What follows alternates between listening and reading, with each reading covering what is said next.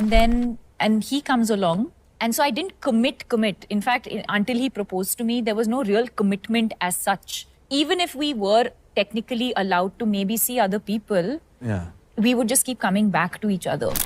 I knew what I was feeling, but I don't think I was able to communicate entirely what I was feeling. Like I knew I had this. 26 October 2023 Disney Hotstar पे coffee with करण का एक episode आता है और episode आते ही उस episode ने internet पे आग लगा दी होती है और वो एपिसोड होता है दीपिका और रणवीर का कॉफी विद करण में एज अ गेस्ट जाना।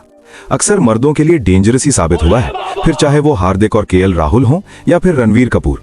जहां उन दोनों का करियर खत्म होते होते बचा, तो रणवीर की लव लाइफ लोगों की आंखों के सामने बॉलीवुड के one of the most green flag couple की असलियत अचानक से सामने आ गई। लोगों को यकीन ही नहीं हो रहा था कि उन्होंने जो अपने आंखों से देखा और कानों से सुना वो सही है, क्योंकि उससे पहले इन दोनों को मैच मेड इन हेवन समझा जाता था। आज बात करेंगे बॉलीवुड की दीपिका के लव लाइफ के बारे में, दीपिका के जन्म के बारे में, दीपिका एंड रणवीर की शादी बची इसके बाद या नहीं। हम बात करेंगे इस लोमड़ी की वीडियो। शुरू करें उससे पहले वेलकम बैक बीबीएफ सागा। आपको ये वीडियो पसंद आए एंड अगर तुम इस तरह की कर्वी बॉडी वाली एक्ट्रेस एंड मॉडल्स के बारे में जानना चाहते हो एंड ये सब देखना पसंद है तो इस चैनल को सब्सक्राइब करो। यकीन दिलाता हूं तुम्हें वो देखने और जानने का मौका मिलेगा जो कभी नहीं सुना होगा। स्टार्ट करें। Date of birth reveal. Deepika Padukone का जन्म 5 जनवरी 1986 को हुआ था। हाँ दोस्तों, ये कैप्रिकॉर्न बेबी है और इंटरेस्टिंग बात यह है कि उनका जन्म इंडिया में नहीं बल्कि डेनमार्क के कोपेनहेगन सिटी में हुआ था। Background details. आप सोच रहे होंगे कि डेनमार्क में क्यों, तो बताता हूं। उस वक्त दीपिका के पापा legendary badminton player Prakash Padukone Denmark में ट्रेनिंग ले रहे थे, इसलिए दीपिका का जन्म वहां हुआ।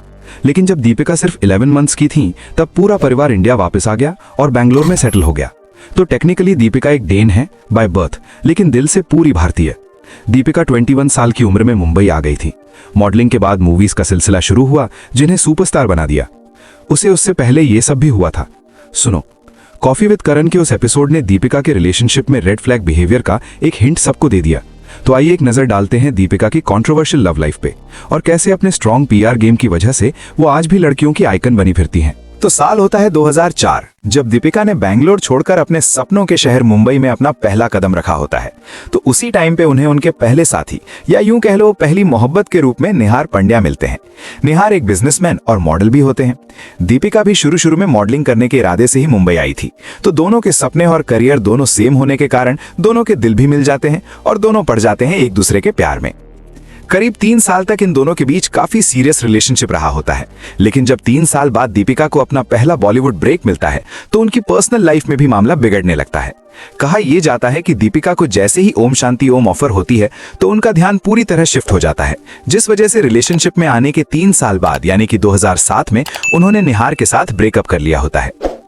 इसके बाद काफी थोड़े टाइम के लिए एमएस धोनी और दीपिका के रिलेशनशिप की खबरें भी बाहर आती हैं। धोनी ने तो सरेआम ये कन्फेस भी किया होता है कि उन्हें दीपिका पे क्रश है। हालांकि इन दोनों ने कभी ऑफिशियली कंफर्म नहीं किया होता है कि they are in a relationship, मगर एक दो नहीं काफी सारे आर्टिकल्स ऐसे मिल जाएंगे आपको जिसमें ये साफ साफ मेंशन्ड है कि इन दोनों ने काफी टाइम के लिए एक दूसरे के साथ रिलेशनशिप में थे। रिपोर्ट्स की माने तो दोनों ने एंगेजमेंट करने की भी सोच ली थी, लेकिन ये सारी चीजें सिर्फ रिपोर्ट्स में हैं, इसलिए कितनी सच है मुझे नहीं पता। लेकिन यहाँ पे भी बातें तब बिगड़ जाती हैं जब सीन में एंट्री होती है युवराज सिंह की। दीपिका की लाइनअप की खबरें जैसे ही युवराज के साथ आने लगती हैं, धोनी इमीडिएटली खुद को दीपिका से अलग कर लेते हैं और लड़की से ज्यादा प्रेफरेंस अपनी दोस्ती को देते हैं। दीपिका पादुकोण और युवराज सिंह इनिशियली सिर्फ अच्छे फ्रेंड्स थे, लेकिन धीरे धीरे उनकी दोस्ती प्यार में बदल गई। दोनों को कई बार इवेंट्स पे, डेट नाइट्स पे और पार्टीज में एक साथ देखा गया। दीपिका तो इवन मैचेस के टाइम पे स्टेडियम में बैठकर युवराज को चीयर करती थी। लेकिन इनका रिलेशनशिप ज्यादा टाइम तक नहीं टिक पाया। थोड़ी ही देर में दोनों के बीच डिस्टेंस आने लगे और इनका ब्रेकअप हो गया। काफी सारे रिपोर्ट्स के अकॉर्डिंग दीपिका ने युवराज से इसलिए ब्रेकअप कर लिया क्योंकि वो थोड़े पॉजेसिव हो गए थे। मीडिया इंटरैक्शन में दीपिका ने यह भी कहा था कि युवराज उनके काम में इंटरफेयर करते थे और इसी वजह से उनके लाइफ में काफी केओस क्रिएट हो गया था। मगर यह वर्जन तो वो है जो दीपिका ने मीडिया को बताया। युवराज सिंह ने तो यहां तक कहा कि दोनों का ब्रेकअप इसलिए हुआ था क्योंकि दीपिका ने युवराज को रणबीर के लिए छोड़ दिया। और आपको मैं बता दूं कि इतने ड्रामे 1 साल के अंदर हुए। निहार से ब्रेकअप, धोनी से रिलेशनशिप, फिर ब्रेकअप और फिर युवराज सिंह के साथ रिलेशनशिप, फिर उससे भी ब्रेकअप और फिर रणबीर के साथ रिलेशनशिप। और ये सारा काम दीपिका ने 1 साल यानी कि 2007 में कर लिया था। मतलब माही भाई की स्टंपिंग से तेज तो दीपिका रिलेशनशिप बदल रही थी। 2007 का टाइम था। रणबीर अपनी डेब्यू फिल्म सांवरिया पे काम कर रहे थे और दीपिका ओम शांति ओम रिलीज होने के बाद स्टारडम की तरफ बढ़ रही थी। तो इसी बीच इन दोनों का कनेक्शन बनता है और प्यार भी शुरू हो जाता है। 2008 में बचना है हसीनों के सेट पे उनका प्यार और भी गहरा हो जाता है।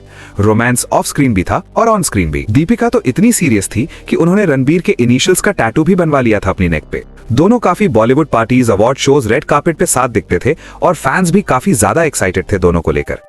मगर फिर हुआ वही जो अब तक होते आ रहा था। 2 साल बाद 2009 में इन दोनों का ब्रेकअप हो गया और ये बन गया one of the ugliest breakup for Ranbir Kapoor, क्योंकि इस ब्रेकअप ने उनकी इमेज की धज्जियां उड़ा के रख दी। दीपिका ने एक मौका नहीं छोड़ा रणबीर को चीटर साबित करने का और खुद को एज अ विक्टिम दिखाने का। ये ब्रेकअप रणबीर के लिए इतनी बुरी साबित हुई कि आज तक फेमिनिस्ट की नजर में रणबीर एक मिसोजिनिस्ट चीटर बनकर रह गए। मगर क्या इतना क्रिस्टल क्लियर था सब कुछ?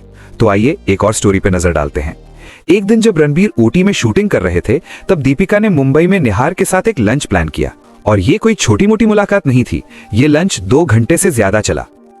खलीज टाइम्स के एक इनसाइडर ने बताया कि देखने में तो ये सिर्फ एक लंच ही लग रहा था, मगर सच्चाई तो ये थी कि दीपिका और निहार एक दूसरे में खो गए थे। और जब रणबीर को ये बात पता चली तो उनका ब्लड लिटरली बॉयल। रिपोर्ट्स के हिसाब से रणबीर ने दीपिका और निहार को साथ देखा और गुस्से में आकर सड़क के बीच निहार पंड्या को पंच मार दिया। इसलिए रोड के बीचों बीच रणबीर और निहार की फाइट हो गई। दीपिका ने बड़ी मुश्किल से दोनों को शांत किया और सिचुएशन को हैंडल किया। हालांकि उस वक्त तो सिचुएशन हैंडल हो चुकी थी, मगर रणबीर का दिल ऑलरेडी डैमेज हो चुका था।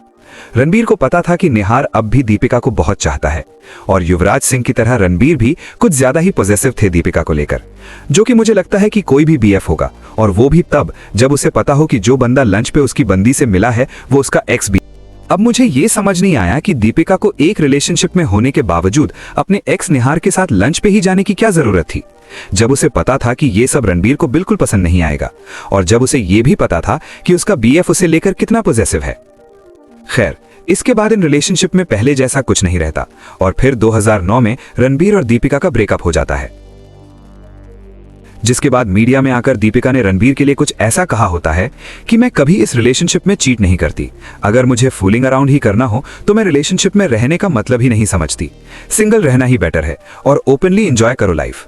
लेकिन सारे लोग ऐसा नहीं सोचते शायद, इसलिए मुझे पास्ट में दर्द मिला। जब उसने पहली बार मुझे चीट किया तो मुझे लगा कि शायद प्रॉब्लम रिलेशनशिप में है या मुझ में ही कुछ कमी है। लेकिन जब कोई बार बार वही गलती करता है तो समझ जाओ कि प्रॉब्लम तुम में नहीं, ना कि उस इंसान में। फिर भी मैंने इतनी बेवकूफ़ी की थी कि मैंने उसे सेकंड चांस दे दिया, क्योंकि उसने रो रो कर माफी मांगी, या फिर यूं कह लो कि भीख मांगी। जबकि मेरे आसपास सब लोग कह रहे थे कि वो अभी भी वैसा ही है, वो बिल्कुल भी नहीं बदला है। लेकिन मुझे उस पर विश्वास करना था, या शायद मैं उसमें विश्वास करना चाहती थी। और फिर मैंने उसे लिटरली रेड हैंडेड पकड़ लिया। बस फिर क्या था, ये रिलेशनशिप वहीं खत्म हो गया। इस रिश्ते से बाहर निकलने में थोड़ा वक्त लगा, लेकिन जब निकल गई तो अगस्त 2010 की बात है।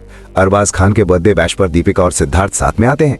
पूरे बर्थडे में दोनों साथ में काफी क्लोज रहते हैं और बस तभी से इन दोनों की डेटिंग की खबरें भी आने लगती हैं। फिर दीपिका धीरे धीरे आरसीबी को सपोर्ट करने के लिए स्टेडियम आने लगती हैं। उस वक्त आरसीबी के डायरेक्टर थे सिद्धार्थ माल्या और दोनों को काफी क्लोज होते हुए भी देखा जा सकता था।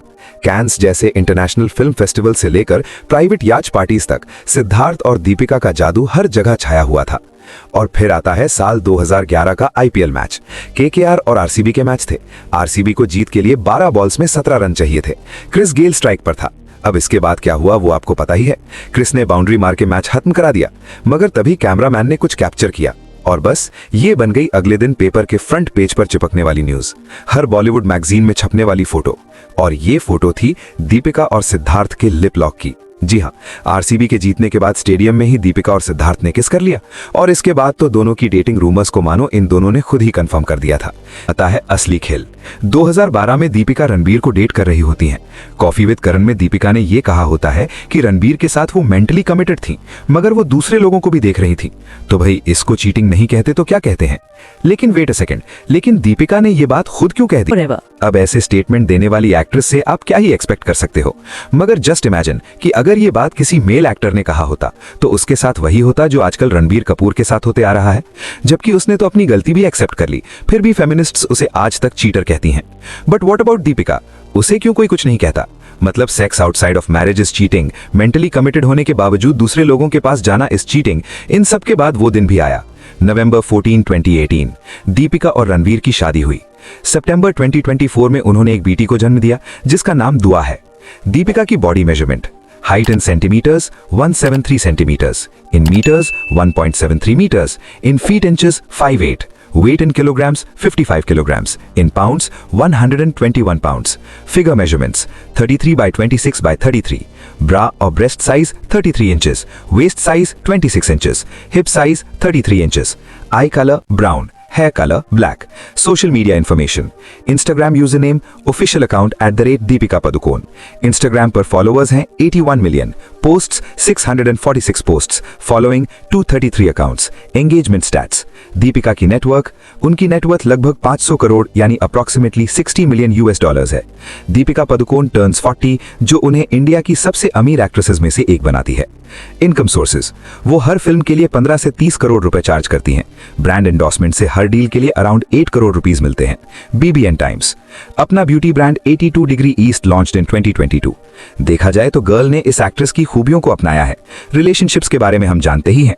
खैर, तुम क्या सोचते हो इस बारे में कमेंट में बताओ। इस वीडियो कुछ भी अच्छा लगा या मजा आया तो लाइक कर दो वीडियो को, चैनल को सब्सक्राइब और बताओ नेक्स्ट वीडियो किस पर चाहिए।